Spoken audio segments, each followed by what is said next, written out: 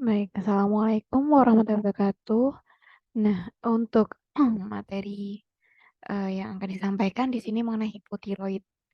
Nah, hipotiroid itu adalah ke kebalikan dari hipertiroid ya. Hipotiroid, hipo artinya kurang, tiroid itu adalah hormon tiroid. Jadi, suatu gangguan yang dimana disebabkan oleh kurangnya hormon tiroid.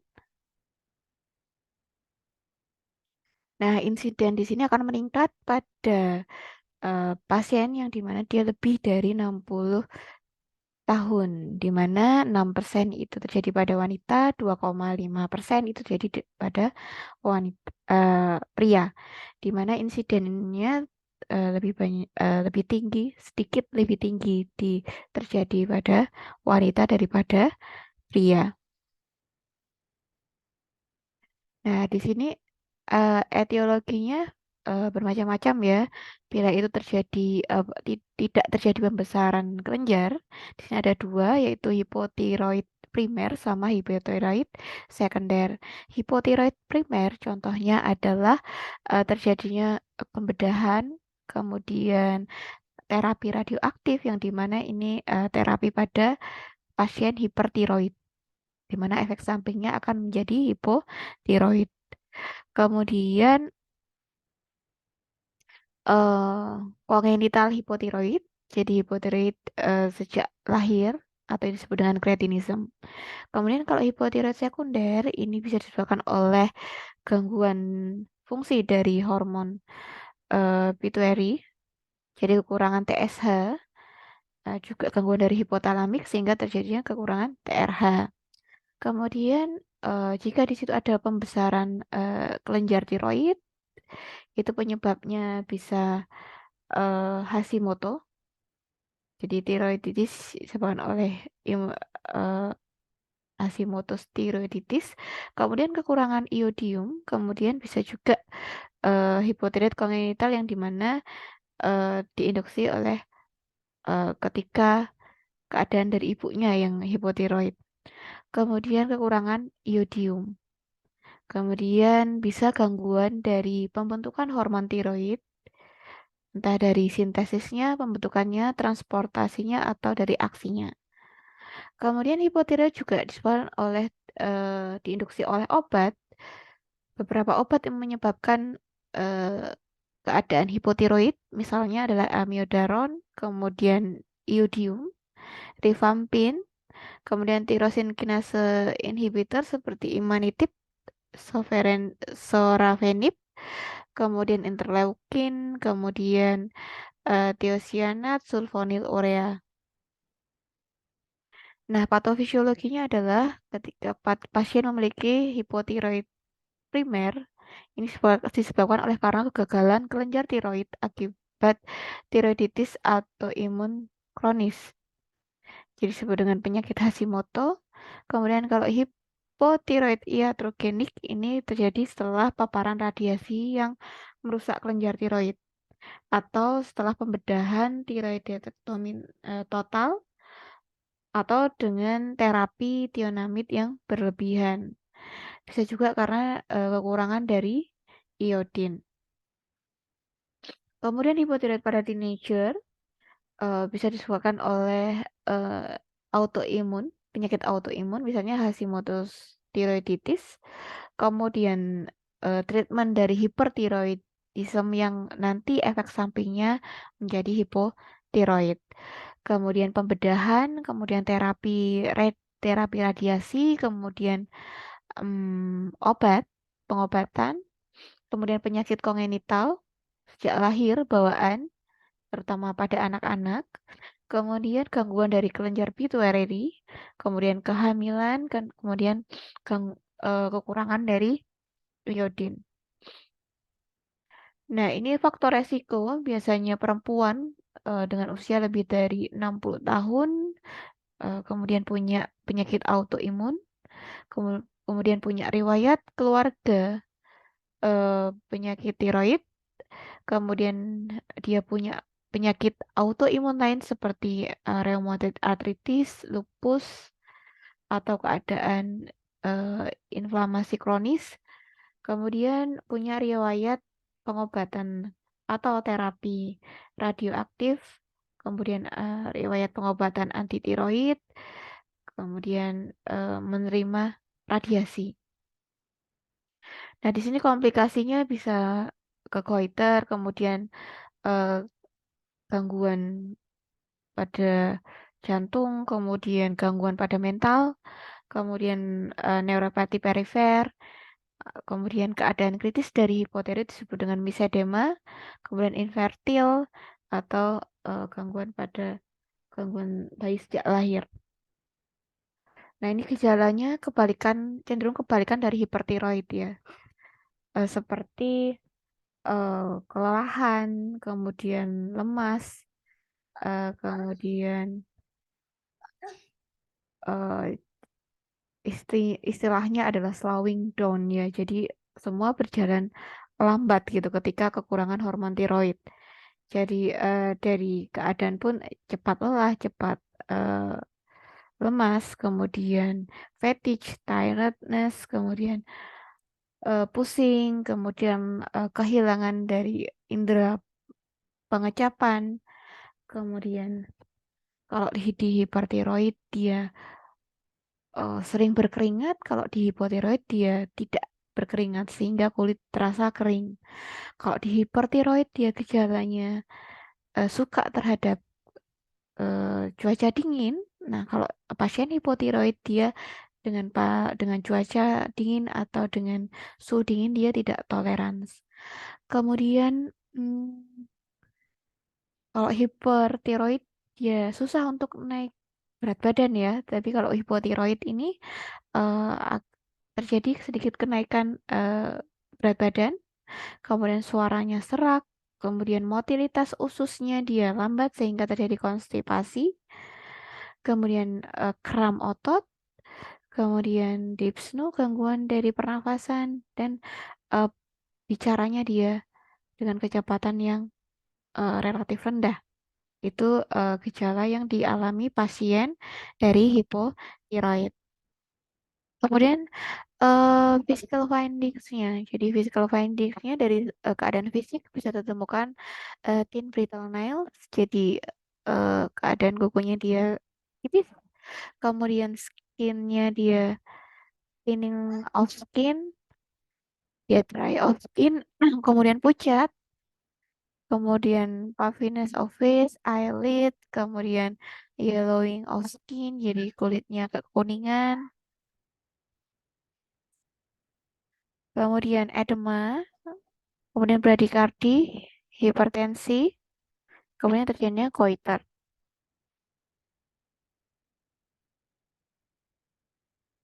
Nah, di sini salah satu komplikasi dari hipotiroid ini adalah misedema koma. Nah, misedema koma ini adalah konsekuensi langka dari hipotiroidism yang merupakan hipotiroidism dekompensasi yang dimanifestasikan oleh tubuh sebagai nanti gejalanya adalah hipotermia. Jadi suhunya dia turun ya hipotermia. Nah, ini merupakan stadium lanjut ya dari gejala hipotiroid dan perubahan sensorium mulai dari delirium ke koma. Nah, ini tingkat kematiannya 60% hingga 70% sehingga memerlukan terapi yang segera dan agresif. Nah, pada end stage dari hipotiroidism ini atau misida koma ini akan terjadi hipotermia, confusion, kemudian koma, kemudian karbon dioksida, retensi karbon dioksida, kemudian hipoglikemia, hiponatremia, dan jadi ileus. Kemudian untuk diagnosa secara laboratorium, nah di sini utamanya kita akan, walaupun ini banyak ya, DT4-nya dia turun, FT4I-nya dia turun, dan lain-lain, tapi untuk diagnosa utama kita melihat dari TSH dan T4. Jadi ketika TSH-nya tinggi, kemudian cek T4-nya. Kalau cek T4-nya normal, maka dia bukan hipotiroid. Maka setelah 6 sampai 12 bulan, cek lagi TSH. Kemudian kalau T4-nya rendah, nah T4-nya rendah ini terjadi, maka diagnosanya adalah hipotiroid. Jadi tidak perlu dicek T3-nya. Nah, kemudian kita fokus ke treatmentnya ya. Treatmentnya di sini treatment atau tujuan terapinya di sini adalah mengembalikan hormon tiroid pada jaringan. Jadi karena pasien hipotiroid itu kekurangan hormon tiroid, maka kita dengan pengobatan itu berharap akan mengembalikan atau menyuplai gitu ya, menyuplai hormon tiroid pada tubuh sehingga kecukupan hormon tiroid pada jaringan itu eh, cukup.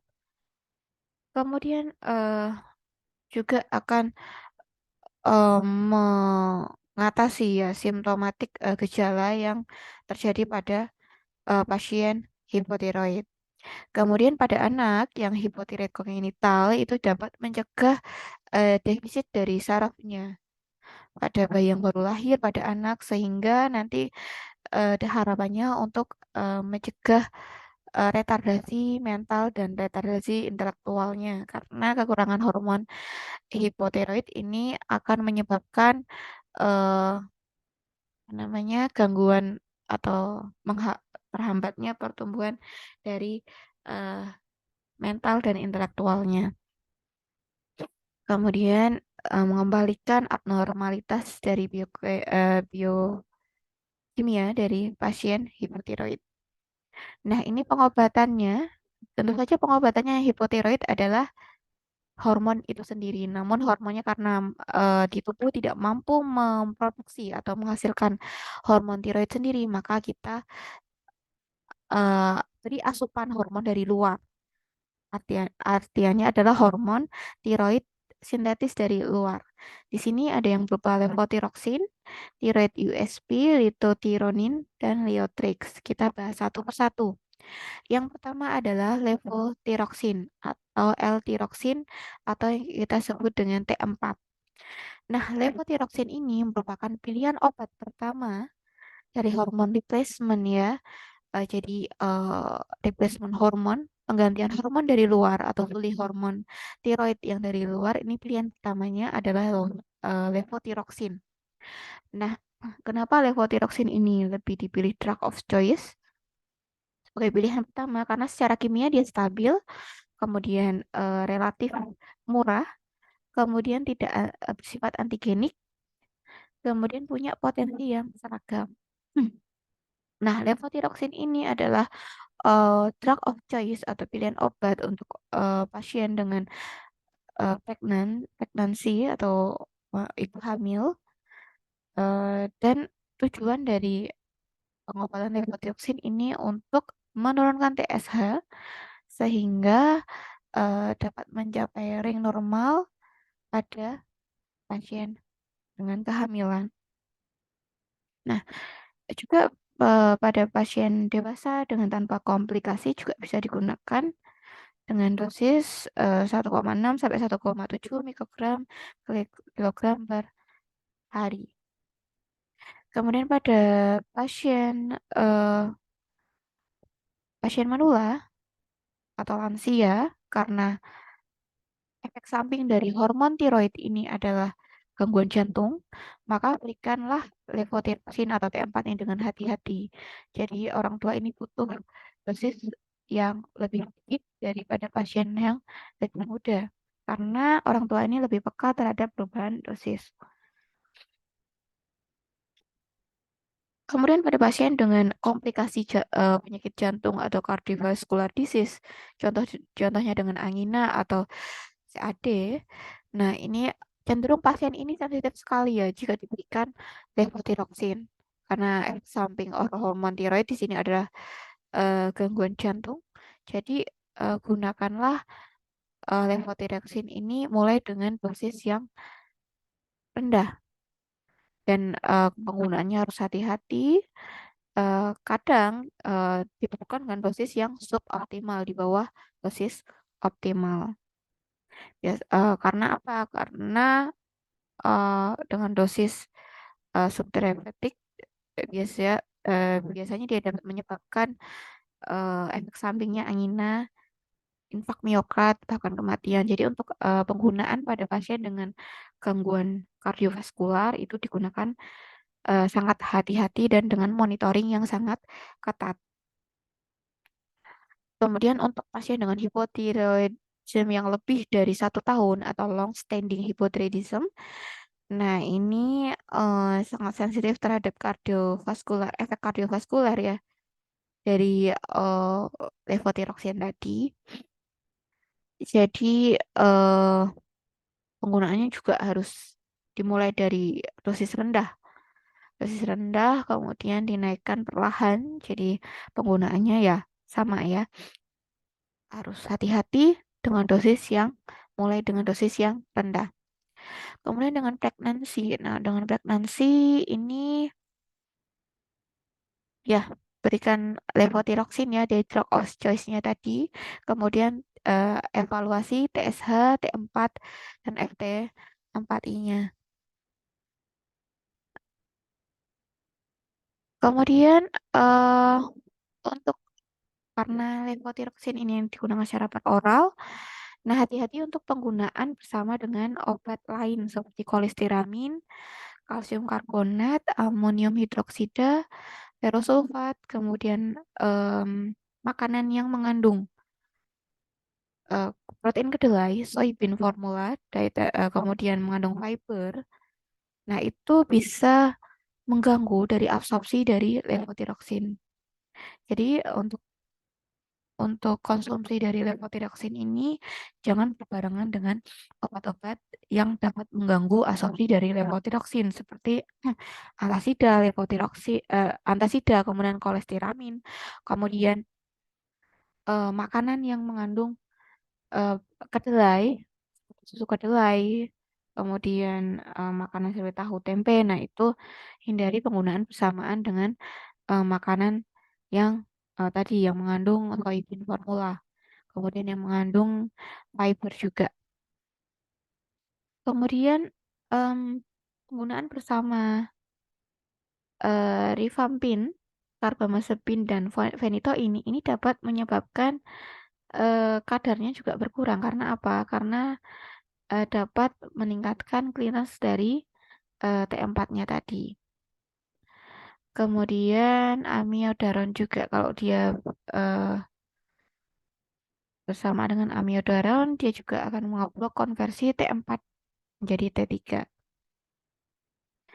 Kemudian selain levothyroxine ada leotironin. Leotironin ini adalah sintetik dari T3. Kalau levothyroxine ini adalah sintetik dari T4 ya. Kalau leotironin ini sintetik dari T3.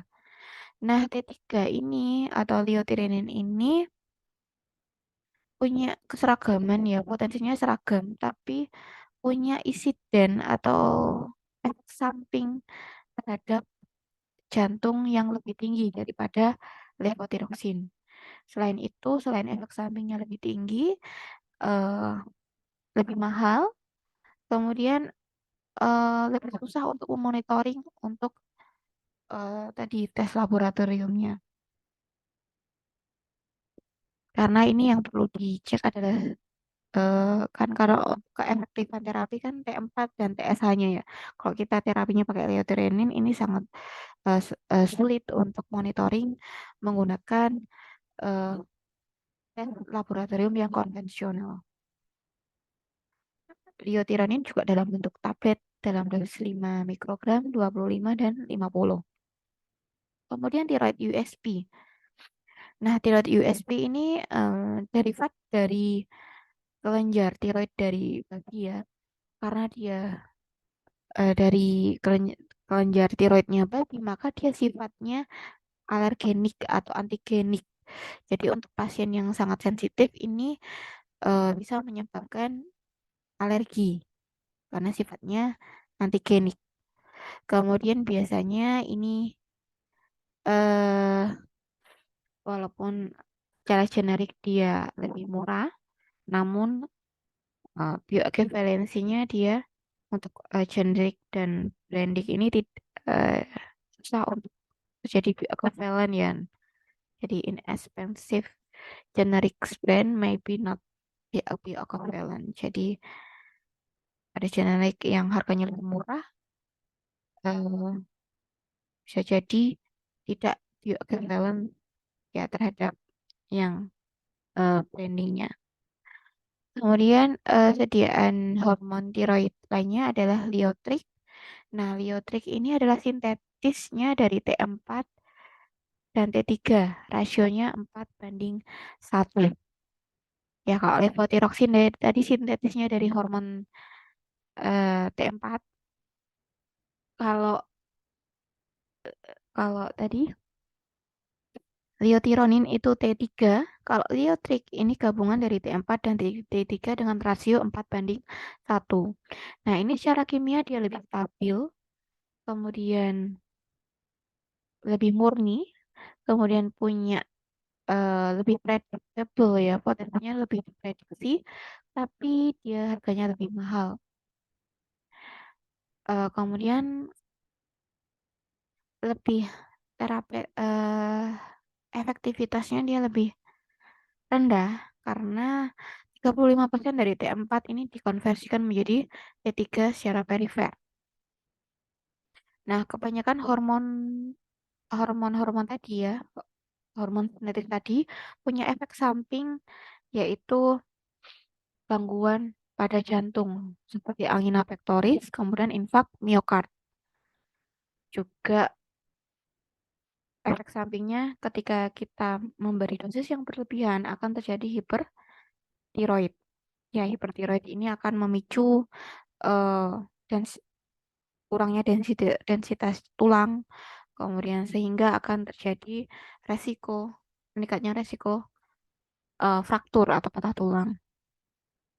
Nah, di sini ada panduan klinis dari IDAI ya, diagnosa dan tata laksana dari hipotiroid kongenital.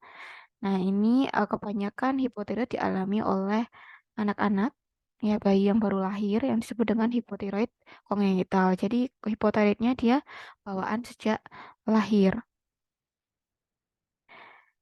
Nah, kenapa kok deteksi terapi dini pada hipotiroid ini sangat diperlukan? Nah, deteksi dan terapi dini hipotiroid kongenital ini em, sangat diperlukan untuk mencegah kecacatan karena gangguan perkembangan syaraf dan mengoptimalkan perkembangan. Jadi seperti yang saya bilang tadi, ketika pasien hipotiroid pada anak, maka kalau tidak diterapi, maka dia akan terjadi retardasi mental maupun retardasi intelektual. Nah, tujuan screening hipotiroid pada neonatal adalah mendeteksi semua bentuk hipotiroid kongenital yang primer, baik ringan, sedang maupun berat. Nah, strateginya dengan mendeteksi hipotiroid kongenital berat sedini mungkin. Jadi kecacatan yang disebabkan oleh hipokongenital hipotiroid kongenital ini sebagian besar karena pasien itu tidak mendapat terapi sebelum usia 3 bulan. Nah, oleh karena itu pemberian terapi awal levotiroxin dalam 2 minggu pertama kehidupan menunjukkan hasil yang sangat bermakna terhadap perkembangan syaraf dan dalam mencapai outcome intelektual pada anak dengan hipotiroid kongenital. Jadi memang terapi ini sangat signifikan ya untuk perkembangan syaraf dan intelektual pada anak. Nah, di sini ada algoritma diagnostik hipotiroid kongenital. Jadi tadi screening dia terkonfirmasi TSH dan FT4 serumnya. Kalau TSH-nya dia lebih dari 20 microunit per liter, kemudian FT4-nya dia kurang dari normal, maka dia didiagnosa hipotiroid kongenital primer dan segera diberikan levotiroxin. Kemudian kalau TSH-nya dia 10 sampai 20 mikrounit per liter, FT4-nya dia turun. Turun ini adalah rendah di bawah nilai normal atau nilai standar laboratorium menurut umur. Maka dikonsulkan ke endokrinologi anak. Kemudian kalau TSH-nya dia normal, kemudian FT4-nya turun atau rendah, maka juga dikonsulkan ke endokrin anak. Kemudian kalau sudah tegak diagnosa hipotiroid kongenital, maka tata laksananya adalah dengan suli hormon atau replacement hormon, yaitu kita gunakan LT4 atau levotiroxin. Levotiroxin ini adalah satu-satunya obat untuk hipotiroid kongenital. Jadi levotiroxin ini diberikan sesegera mungkin setelah diagnosa tegak. Nah, terapi terbaik dimulai sebelum bayi usia 2 minggu. Nah, dosis awal levotiroxin ini adalah 10-15 mikrogram per kilogram berat badan per hari. Kemudian dosis selanjutnya disesuaikan dengan hasil pemeriksaan TSH dan FT4 berkala dengan dosis perkiraan sesuai umur seperti tabel berikut. Jadi untuk usia, jadi semakin bertambahnya usia, dosis dia semakin akan turun untuk perharinya. Nah, cara pemberiannya ini pemberiannya secara peroral.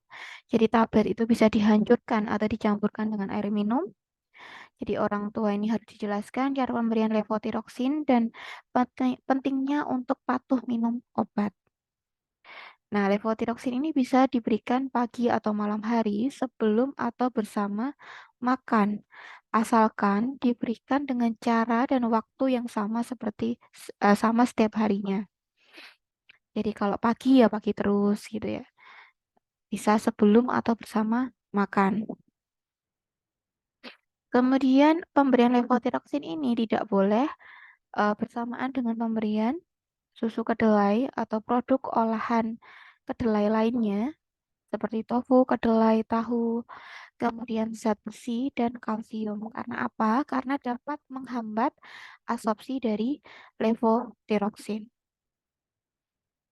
Oke, sekarang ke treatment dari mesothelioma koma. Jadi mesothelioma koma ini keadaan kritis dari hipotiroid tadi ya. Jadi kalau sudah terjadi end stage ada keadaan lebih lanjut dari hipotiroid, ada yang disebut dengan mesothelioma, maka harus diterapi segera dan agresif dengan IV bolus levotiroxin. Jadi levotiroxinnya menggunakan intravena bolus 300 hingga 500 mikrogram secara konvensional ini telah digunakan. Pengobatan awal dengan liotironin intravena atau kombinasi kedua hormon juga telah dianjurkan ya karena gangguan konversi T4 ke T3-nya. Kemudian selain itu gunakan juga glukokortikoid dengan hidrokortison intravena 100 mg tiap 8 jam sampai ada supresi adrenal. Nah, ketidaksadaran karena konsentrasi TSH yang lebih rendah, ini diharapkan dalam 24 jam ada peningkatan tanda-tanda vital ya. Jadi eh, terapi segera untuk meningkatkan tanda-tanda vital ini diharapkan dalam 24 jam. Kemudian dosis pemeliharaan levotiroxin ini biasanya 75 hingga 100 mikrogram intravena sampai pasien stabil dan sampai pasien bisa meminum levotiroxin secara oral. Ya, jadi walaupun sudah keadaannya stabil, maka levotiroxin ini secara oral ini masih dibutuhkan. Kemudian berikan terapi suportif untuk mempertahankan ventilasi yang memadai sampai mencapai euglikemia, tekanan darah normal, suhu tubuh normal.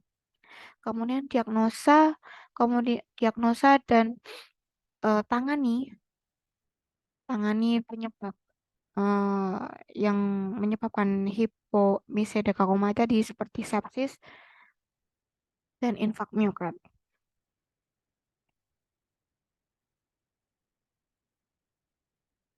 Oke, itu untuk misedekoma tadi ya. Jadi selain menangani hipotiroid juga eh, tangan juga apa namanya penyakit penyertanya seperti misalnya kalau ada sepsis ya sepsisnya ditangani. Kalau ada infek miokard maka infak miokardnya juga ditangani. Hmm. Kemudian sebagai terapi maka dievaluasi outcome dari terapi tersebut dengan cara apa? Dengan cara mengecek TSH serumnya. Nah, TSH ini adalah parameter yang paling sensitif dan spesifik ya untuk penyesuaian dosis levotiroxin. Nah, TSH ini konsentrasinya mulai turun dalam beberapa jam, biasanya menjadi normal dalam 2 hingga 6 minggu. Kemudian cek konsentrasi TSH dan T4 tiap 6 minggu sampai keadaan hormon tiroid itu normal atau keadaan euthyroid tercapai. Kemudian konsentrasi T4 dapat juga berguna untuk mendeteksi ketidakpatuhan, kemudian malabsorpsi atau perubahan bioekvivalen dari produk levotiroxin. Juga TSH4 juga berguna untuk memonitoring ya, memonitoring pasien itu patuh nggak sih minum obat. Itu saja untuk treatment dari hipotiroidisme ya. Kalau ada yang mau ditanyakan, silakan.